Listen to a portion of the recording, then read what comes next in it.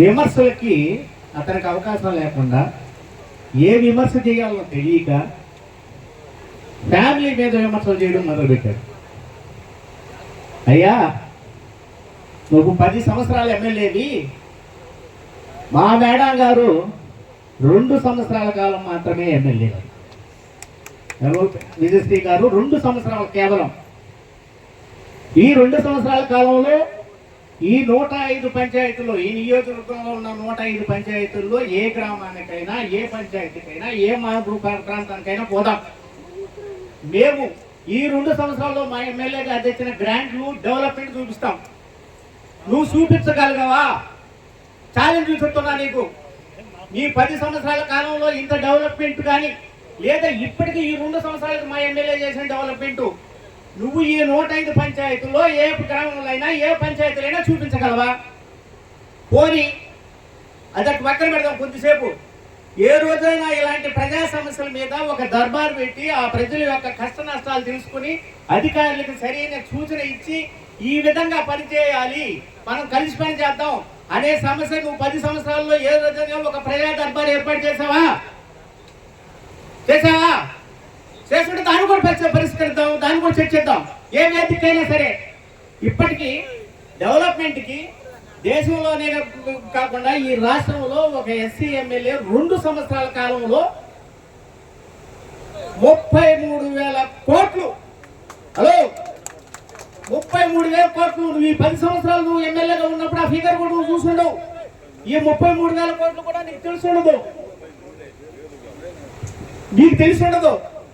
మరి ఇంత అభివృద్ధి జరిగితే నువ్వు అభివృద్ధిని మీద ఛాలెంజ్ చేయాలనే కానీ ఏదో దొంగదాటున వచ్చి బురుగులు చల్లి ఏరుకోమన్నట్టుగా కుటుంబం మీద ఏంది ఇసుకంటావా? ఈ ఇసుక నీ తరంలో ఏం జరిగిందో తెలియదా నీకు? పుల్లూరులో ఇసుక కోసం నీ పార్టీ నాయకులు కొట్లాడుకోలేదా? కోర్టులకు వెళ్ళలేదా? స్టేలు తెచ్చుకోలేదా? ఇది అబద్ధమా?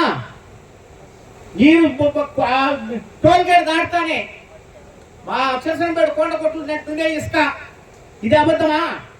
దీనిలో ఎవరు కమిషన్లు గుర్తుపడ్డారు, ఎవరు అమ్ముకున్నారు? నీకు చెన్నై దగ్గర ఉంది కాబట్టి బ్రహ్మాండంగా 5 సంవత్సరాలు మార్కెటింగ్ చేసుకున్నావు, ఇసుక మార్కెటింగ్. దీని మీద చర్చకు నువ్వు సిద్ధమా? ఎక్కడైనా సరే దీని మీద చర్చకు నువ్వు సిద్ధమా?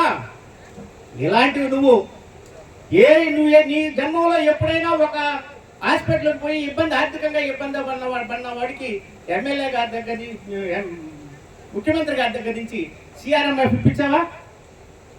ఎవరికైనా ఉన్నారా? ఇప్పటికీ 2 సంవత్సరాల కాలం వ్యవధిలోనే దగ్గర దాపుల 4,86,00,000 రూపాయలు సిఎంఆర్ఎఫ్ ఇప్పించిన ఘనత మా ఎమ్మెల్యేది. కేవలం 2 సంవత్సరాలే. నువ్వు 10 సంవత్సరాలు అనుకుంటున్నావేమో, 2 సంవత్సరాలే. ఇక 10 సంవత్సరాల్లో ఫిగర్గా నువ్వు చూస్తే నువ్వు కళ్ళు కింద పడిపోతావు. ఇలా డెవలప్మెంట్ చేసుకుంటా పోతుంటే నీకు విమర్శించడానికి సగిన సబ్జెక్ట్ లేక, అవగాహన లేక, ఏమి విమర్శించలేక కుటుంబం మీద వెళ్తావా? అంటే వాళ్ళ కుటుంబ సభ్యులు ఏమి మాట్లాడరా? వాళ్ళు మాట్లాడకుండా పోవచ్చు. కార్యకర్తలుగా, నాయకులుగా మేము గమ్ముకున్నాం, మేము ఊరుకునే పరిస్థితే లేదు. నువ్వు ఎక్కడ సమావేశం పెట్టినా, ఎక్కడ సమర్థం పెట్టినా నేను ఎదుర్కొంటాం. నువ్వు ప్రతిపక్ష నాయకుడిగా చేయాల్సింది ఏంటి? మేము ప్రజలకి ఏమి ఇవ్వలేదో దాన్ని తెలియజేయి మాకు. ఈ సమస్య కూడా దీన్ని పరిష్కరించలేదు మీరని అడుగు.